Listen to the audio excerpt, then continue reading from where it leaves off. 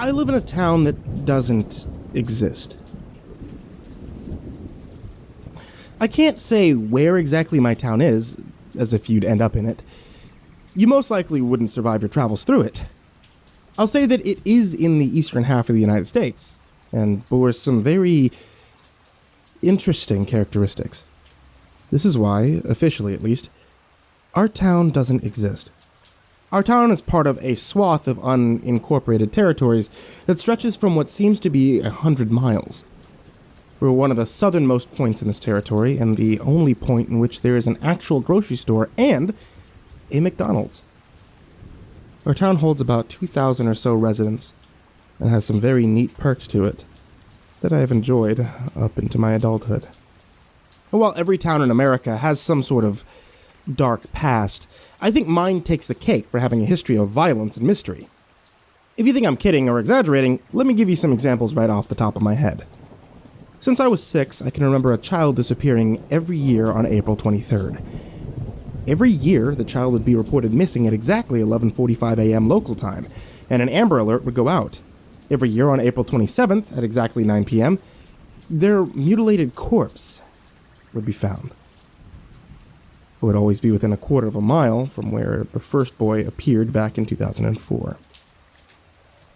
Also, a large oak tree would always have a foreign symbol carved into it after one of the disappearances, and the symbols was different every time. I remember back when the first child disappeared, and this sick trend began to plague our town. The missing boy's name was Timothy Ulrich. He was found dead by Officer Gwen Swanson right on the banks of the local river. It's a large river, not as large as the mighty Colorado River per se, but it does have the strength to help give electricity to the nearest city. The year after that, little Olivia Gallant was found weighted down at the bottom of said river. Another odd pattern that was probably worth noting is that every single one of these children had turned 8 years old less than a month ago. Luckily, I turned 8 in September and didn't have to worry about ending up in this situation, but my friend Tommy had a sister who died in this mystery about 5 years ago. This case had been open for years, and yet there had never been any advancement in catching whoever or whatever is doing this to our town children. And this is just the tip of the iceberg. I was visiting a family friend once in Boulder, Colorado. I had just turned 18 and I wanted to see them one last time before I headed off to start my American dream at the University of Florida. I received a text on a Friday night from my mother telling me that my dad was dying and then I needed to come home immediately. I've always been incredibly close with my father, to the point where my mother and I had spats over it. So I immediately raced to the airport to see when I'd be able to catch a plane home. There wouldn't be one for almost 8 hours. It was almost a 10-hour flight with a layover, so it was likely I'd hit home faster if I drove. I floored it for almost 12 straight hours as I made my way back to see my dying father, only to discover a multitude of oddities. First of all, my father was completely fine, which was a huge relief. However, when I told them about the text, it didn't exist. I never received a text from my mom saying that my dad was in critical condition and on his deathbed. Exactly a week after this, my father suffered a massive heart attack and was admitted to the local hospital in critical condition. He survived, and he's still with us, nearly a year and a half after the incident, but it just goes to show some of the freaky events that occur within this town. Currently, I'm not attending the University of Florida. According to them, I was never once on any roster or in the system at all. And I feel like the town has something to do with this, but there's nothing I can do about it. Now I'm working at the grocery store as a bag boy, which is just a load of fun. However, I also have some freaky experiences where I work.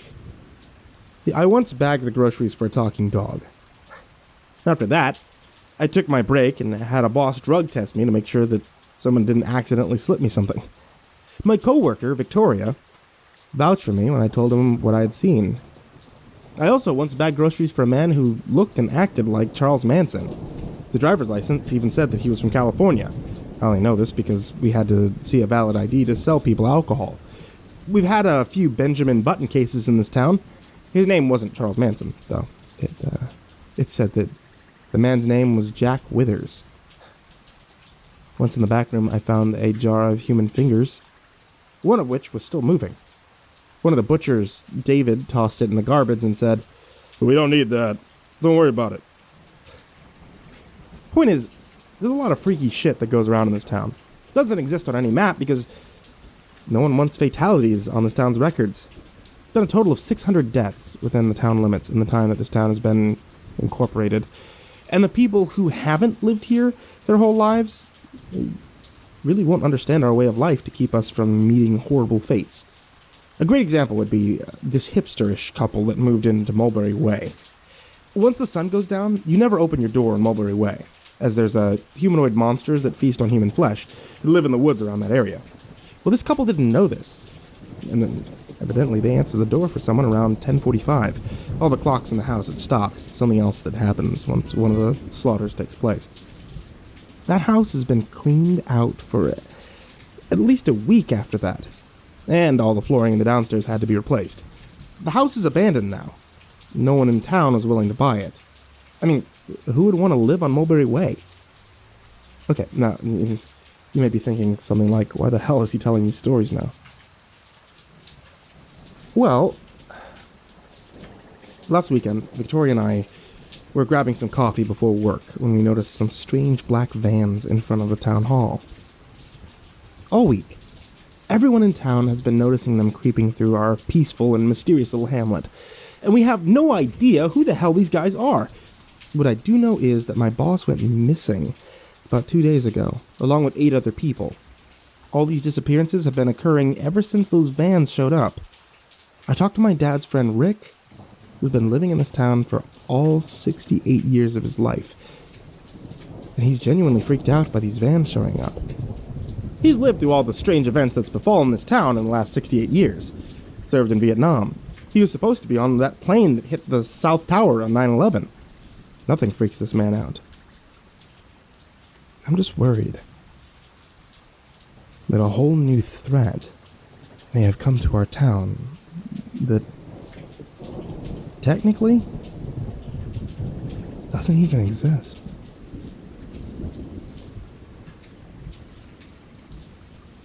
A couple of days ago, I posted something here about my hometown that technically doesn't exist, and maybe under threat from an external force now. Well, in terms of the events that have transpired over the past couple of days,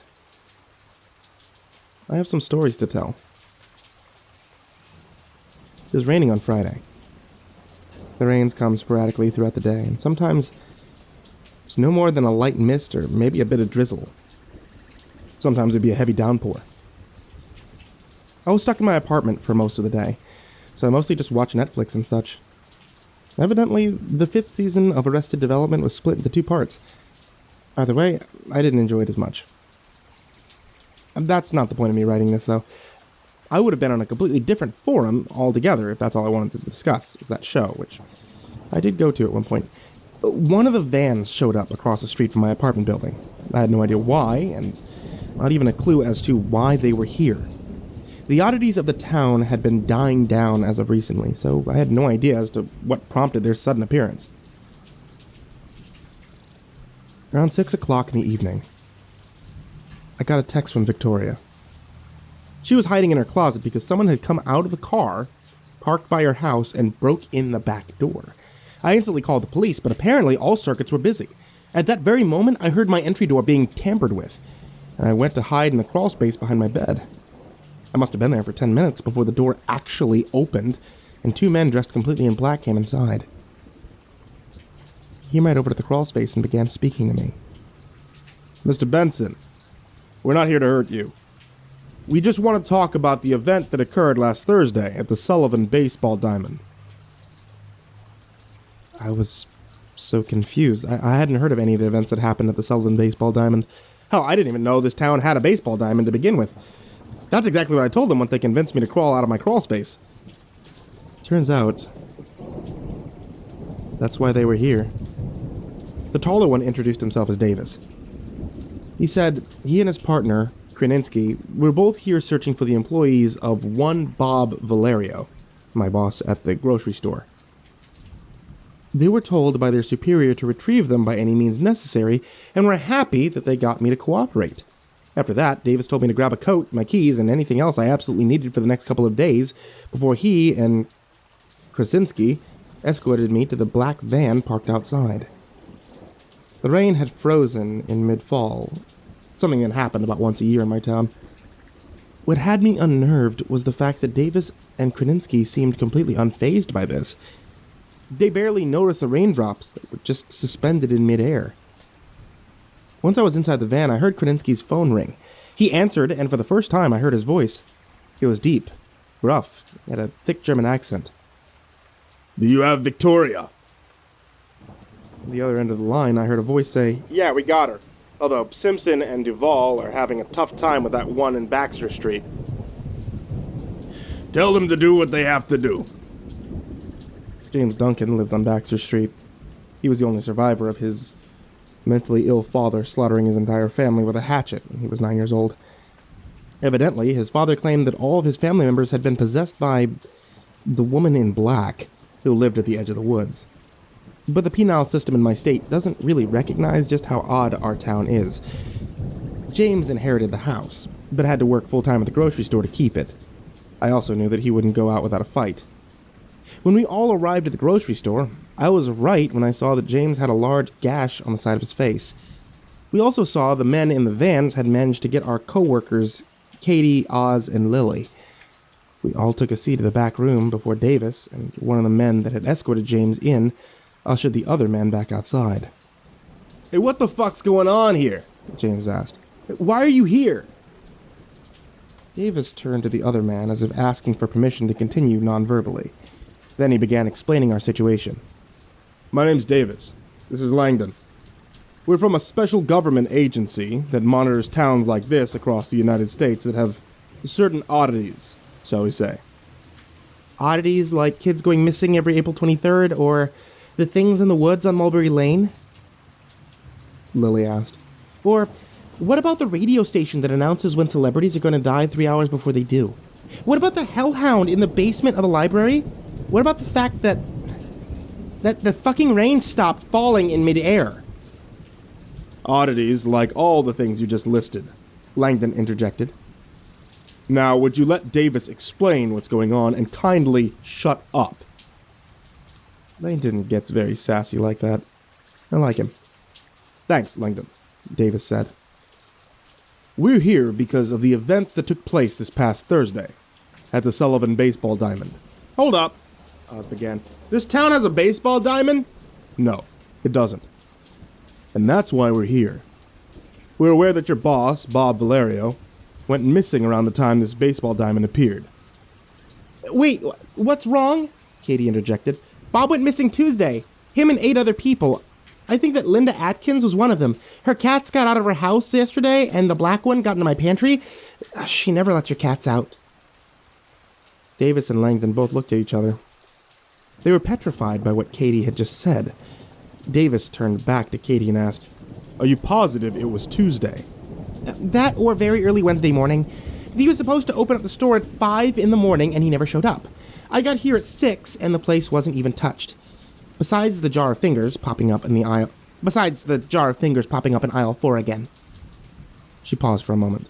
I mean, I'm guessing Tuesday, because that's when a bunch of people started going missing. He left around 1 in the afternoon, and nobody saw him after that. Davis and Langdon turned to each other again and began whispering. After that, Langdon rushed to the front door and called for Krasinski and one of the other men. He told them to go to the baseball diamond and start digging. Victoria then asked Davis a question to something that she'd caught earlier on. There are other towns like us? Turns out, there's one on the west coast, one in some of the northernmost regions of Alaska, if you've ever heard stories about the non-natives coming up to Alaska and going crazy before wandering off into the wilderness and never being seen again. They're most likely from this town. It also turns out that all of the missing people were found in a mass grave under the baseball diamond, right under the pitcher's mound. Their rate of decay was startling, and their bones were sent to a laboratory in rural Montana, one that the agency owns. Davis and Langdon are aware of the results. I went back to my apartment around 3 o'clock in the morning after we were all forced to stay in the fallout shelter under the town hall for 6 hours, according to the protocol that Davis told us about. When I came home, I found Roland, a man who believes he's a vampire, sitting in my recliner chair and drinking a bottle of Nesquik. "What the fuck are you doing here?" I asked him, irritated and just wanting to go to bed. "You remember the bobbing head in the pond, back behind the apartment?" he asked me. "Is it back?" I asked. "Yes," he told me as he rose to his feet and walked out of my apartment. "Lock your windows." Yeah, I know what to do." I locked all my windows and then crawled into bed. I had to deal with the bobbing head before, and not anything that I was up for after this day. It had been very long, very rough for a lot of reasons, and now I wasn't sure if I had a job or not. I woke up around an hour ago, saw that my phone was dead. I went out to the kitchen and plugged it in before I poured myself a bowl of good old Lucky Charms and sat on my recliner while aimlessly browsing the endless selection of shows on Netflix. I eventually settled on re-binging American Horror Story for the second time this year. Now, as I'm writing this, I know you guys want me to tell you some more shit that's happened over my 21 years living in this town. I feel like you guys would love the shit out of this Strawberry Man, but I don't have time for that. After I post this, I need to go to the grocery store. Evidently, Bob's back. And he's acting very strange.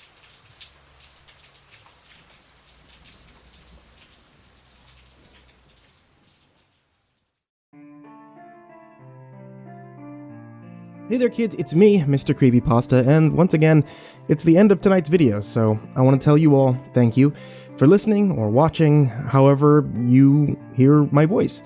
Whether it be on YouTube or on the podcast, thank you so much for being here with me.